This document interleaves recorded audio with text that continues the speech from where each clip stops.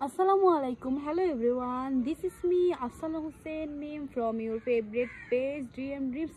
আজকে হচ্ছে তোমাদের একটা বাগান দেখাবো, সেটা কিনা আমার নিজের করা। চলো বাগানটা দেখানো যাক। প্রথমে টমেটো গাছ দিয়ে শুরু করি, টমেটো বাগান থেকে। এই হচ্ছে টমেটো বাগান যেগুলো আমি লাগিয়েছি এক সিরিয়ালে সুন্দর করে। সাথে কিন্তু এখানে হচ্ছে লাল শাকও আছে। লাল শাকের পাশাপাশি হচ্ছে টমেটো গাছ, বেগুন গাছ। ওই যে ওই সিরিয়ালে শুধু বেগুন গাছই লাগাইছি চারটা।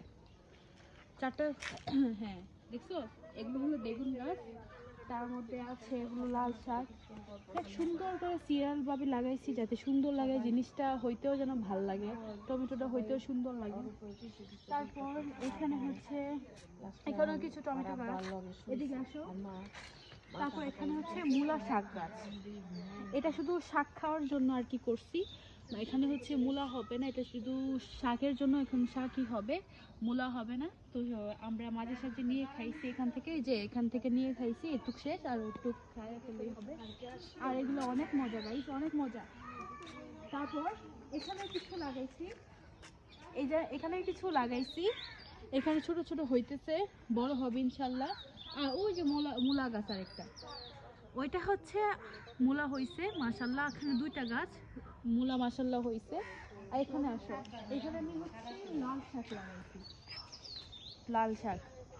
লাল শাকগুলো ছোট ছোট, সকালবেলা পানি দেওয়া হয়েছে, আবার আরেকটু পর না হয়তো বা কালকে সকালে আবার পানি দেওয়া হবে। তারপর এখানে আবার মূলা গাছ। এবারে হচ্ছে অ্যাকচুয়ালি মূলা গাছটাই মূলা শাকটা একটু বেশি লাগাইছি, কারণ মূলা শাকটা সবাই একটু বেশি পছন্দ করে, তাই মূলা শাকটা একটু বেশি লাগাইছি। আর এই হচ্ছে মূলা শাক, যা একটু আগে পানি দিয়ে গেছি আমি, এই যে।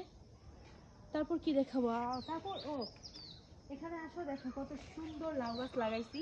লাউ গাছটা কত বড় হয়ে গেছে, ঘুরি দিয়ে দিছি, লাউ হয়ে দেখেন পচেও যাইতেছে। এটার জন্য কি সার দিতে হবে, আমাকে, যাতে এটা নষ্ট না হয়।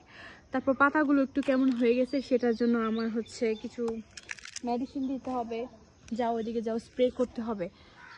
তারপর ওই যে শিম গাছে যাও, শিম গাছটা দেখে মাশাআল্লাহ আমার গাছে কতগুলো শিম হয়েছে। এখানে কিন্তু যে ধনে পাতা, আমরা যে বাজার থেকে কিনে খাই না ধনে পাতা, এই সেই ধনে পাতা এখানে অল্প পরিমাণে লাগাইছি, যেহেতু ধনে পাতা আমাদের বাসায় কেউ তো খায় না, তাই অল্প পরিমাণে লাগাইছি। কিন্তু শিম গাছটা মাশাআল্লাহ অনেক সুন্দর হয়ে উঠছে। এই হচ্ছে শিম, মাশাআল্লাহ অনেকগুলো শিম ধরছে এবার। সবাইকে দিয়ে আমরা খেয়ে তারপর আরো থাকবে। এই হচ্ছে, এদিক দাও ক্যামেরা, এই হচ্ছে শিম গাছ, কতগুলো শিম হয়েছে।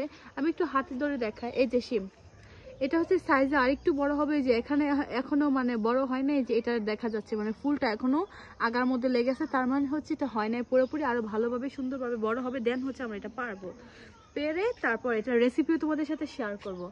ওকে, তারপর নেক্সট এই যে এখানে আছে, এখানে হচ্ছে কয় রকমের এক রকমের হচ্ছে সিম গাছ লাগাইছি, অনেক রকম থাকে না সিম গাছ, এবার এক জাতেরটাই লাগাইছি।